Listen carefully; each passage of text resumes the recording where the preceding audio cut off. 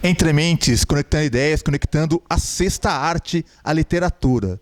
Estamos aqui com o grande Wagner Marcílio, que é um escritor-fotógrafo, um fotógrafo-escritor. Ele vai explicar pra gente. Bom dia, estou aqui hoje nesse canal maravilhoso que eu tanto amo e prazer de ver todos nesse canal nos assistindo. O que veio primeiro, né? Fotografia ou literatura? Literatura ou fotografia? Na minha vida, o que veio primeiro foi a literatura. Eu conheci a literatura já aos meus 14 anos de idade, onde eu simplesmente pegava todos os minha vontade de escrever, minhas inspirações, e saíam belas escritas. E mal eu imaginava que 35 anos depois ia surgir meu primeiro livro, Eternas São as Palavras.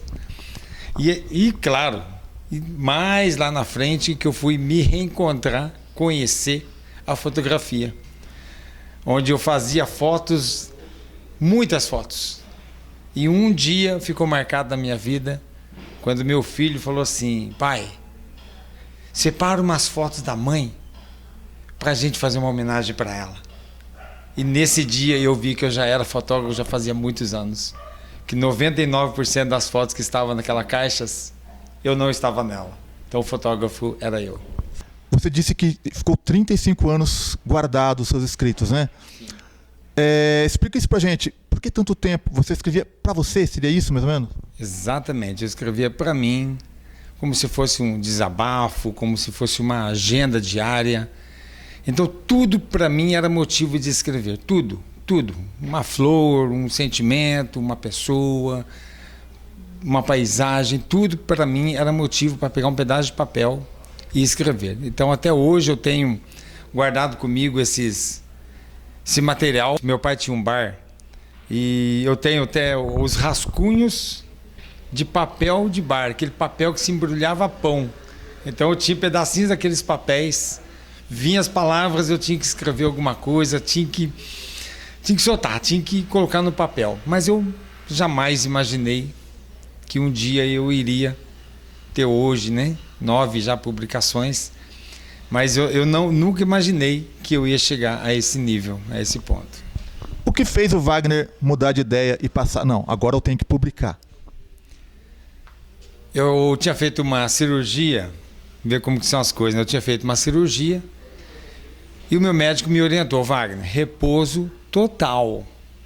E aí eu peguei meus cadernos, meus 2 cadernos. Falei, já estou aqui mesmo, não posso fazer nada mesmo, vou digitar meus poemas. Mas a ideia era só digitar.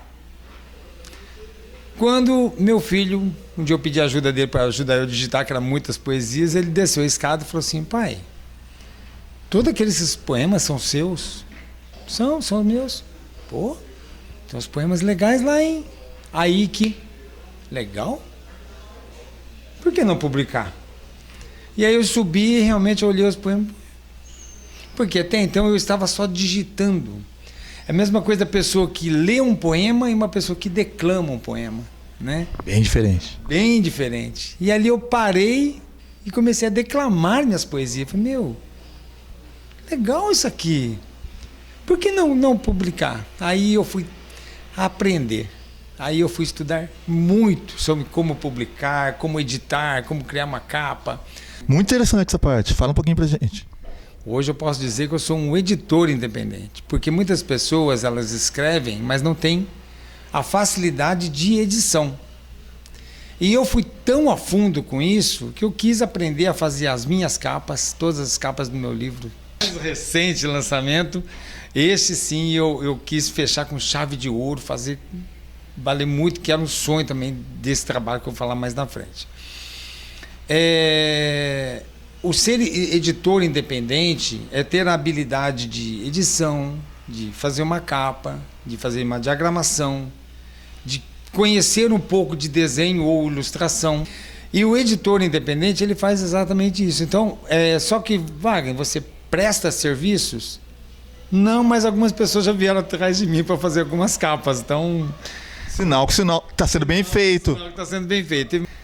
Isso também é mais motivo de orgulho para você olhar e falar, caramba, eu não tenho só o conhecimento literário, mas essa habilidade é muito importante. Hoje eu vejo que tem muitos escritores que se prendem a algumas coisas ainda, porque ainda faltam algumas informações. E eu consegui me preencher com isso, além das experiências que eu já tive fazendo um tour literário. Eu chamo de tour literário. Um artista multifacetado. Sim, tem que ser. Eu acho que o artista, ele tem que ser. Se ele não conhece, ou ele se desenvolve, ou ele busca conhecimento. A gente é possível. A parte artística, ela é ilimitada. Ela te leva a caminhos que você não tem noção aonde você vai parar, né? Eu vou só dar um spoiler aqui. Eu fui convidado. Opa, adoramos spoilers. Eu fui convidado a fazer parte de um curta-metragem. Sensacional, fala um pouquinho. Um amigo, eu sou da Academia de Letras de Taubaté, a ABLA, Academia Brasileira de Letras e Artes, e um dos acadêmicos trabalha com filmes. Ele dirige muitos filmes. E aí, nesse novo filme dele, que vai começar a ser gravado em maio, surgiu lá um personagem e ele, puxa, quem eu vou convidar? Aí, conversa com um, conversa com outro. Tem o Wagner. É a cara do Wagner. Todos os meus trabalhos literários se basearam em starts. E esse start é que eu falo para todo mundo. Às vezes as oportunidades estão muito próximas da gente. Só que a gente nem não percebe. Então, eu acho que tudo na vida tem oportunidades. E eu sou muito abençoado em todos os meus livros. Então, quando eu comecei a publicar em 2020, nasceu Eternas São as Palavras, volume 1, Eternas São as Palavras, volume 2, já preparando o volume 3. Depois veio, eu fiz questão de escrever a biografia do seu Imoto. Grande fotógrafo da região. Senhor Shioji Imoto, que nos deixou recentemente. E eu tenho um apego muito grande com a família, um respeito, um carinho muito grande por eles, assim como eles têm por mim. E eu tive o prazer e a honra de ter feito o livro do seu Imoto. 9 décadas de fotografias da maior estirpe. Exatamente. Senhor Shioji Imoto. E eu aprendi muito com ele. Muito, muito, muito, muito. Eu amava parar no mercado e tirar dúvidas. Seu Imoto, minha foto ficou escura. Seu Imoto, minha foto ficou assim. Seu Imoto. E ele parava e te dava atenção. Por quê? Porque ele fazia algo que ele amava. Ele adorava falar de fotografia. E aí nasceu nos primórdios da fotografia. Mais à frente, eu comecei a perceber que a minha irmã, que tinha perdido seu filho, meu sobrinho, meu afilhado, ela fazia muitas postagens do saudades do Felipe, saudades do filho, tal, saudades do filho, e põe mensagem e tal. Até que chegou um dia, eu falei assim, vou escrever um livro de mãe. Um livro de mãe. E aí nasceu o título Mãe, cadê você, meu filho? Né? Como se fosse uma conversa. Aí nasceu o livro Mãe, cadê você, meu filho? Onde eu convidei outras mães, outras não, né? Outra mãe, Carla, a participar, porque ela também tinha perdido recentemente o filho dela e ela aceitou me contar um pouco dessa história. Eu até falo para todo mundo que este não é um livro de luto. Este é o livro que eu trago os conceitos da vida e da morte. Os momentos da vida e da morte. Um livro de reestruturação, né? De ensinamento. Né? Como que é você agora depois da partida dele? E aí? A vida continua, né? Um dia eu tive um sonho. Sonhei com cartas. Sonhei que eu recebia muitas cartas pelo correio, mas tinha muita carta caindo na caixinha de correio. Nossa, quanta carta para mim. E eu acordei de madrugada desesperado. Eu tenho que escrever isso aí. Cartas, cartas, cartas. Que nasceu uma carta para alguém, não importa quem. Esse livro é maravilhoso.